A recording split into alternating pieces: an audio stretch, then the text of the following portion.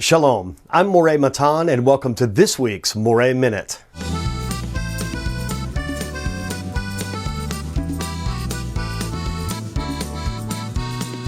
This week our Torah portion is called Vayishlach, and it's the continuation of the narrative between the two twin brothers, Jacob and Esau. They have had enmity toward one another ever since the birthright incident, but now Jacob has been told that his brother's hatred for him has quelled a bit and that it's probably safe to approach him. Before he does so directly, though, Jacob sends messengers ahead of him, and we can debate whether these are human messengers or angels appearing in human form, but that's for another time. He sends messengers ahead of him with gifts to approach his brother Esau before he sees him face to face. Now, what's interesting is the message that Jacob gives to Esau, to the messengers to give to Esau, is that the Lord has blessed him with cattle and flocks and herds. And the sages tell us that the ordering of this is done in a particular way for a particular reason. In fact, if we were to look at this statement from the Hasidic point of view, there's actually a way that we can spiritualize this.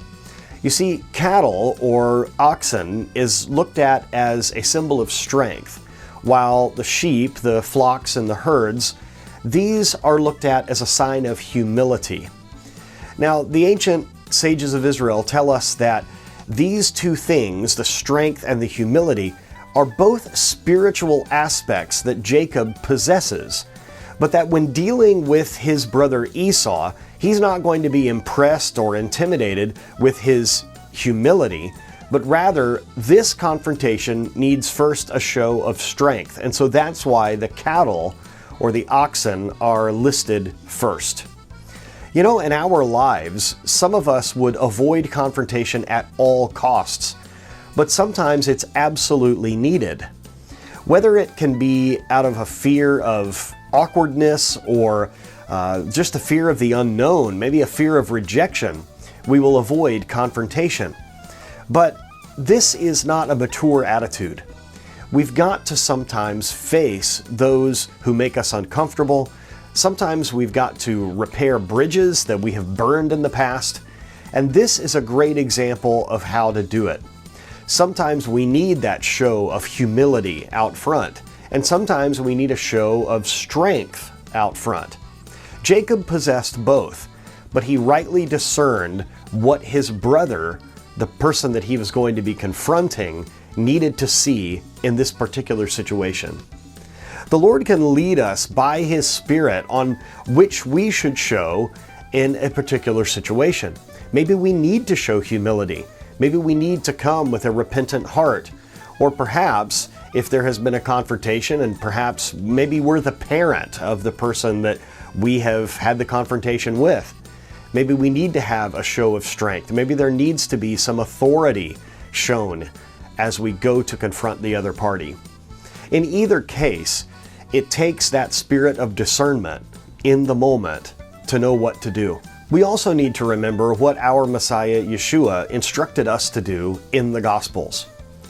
He says that time is of the essence. Even before we go to worship, it says that we should leave our offering, go and take care of an issue with our brother, and then come back and make our offering to the Lord. This is so important. In fact, the wording there that's used is if we are coming before the Lord with an offering and we realize that our brother has something against us. The way that it's worded, we might not even be the person that's in the wrong. This is especially important for people like us in these times when people can become overly brash and bold behind their keyboards when maybe a face-to-face confrontation would not have happened so easily. We need to remember that our words carry a lot of weight, and this needs to inform how we treat one another. Thank you for joining me this week. Once again, I'm Moreh Matan. If you'd like to study with me in my Kosher Pastor program or in the Uri program for people in Africa or of African descent, you can join me at kosherpastor.com or at af.shuvu.tv. Thank you once again. Shalom and Kol Tuv.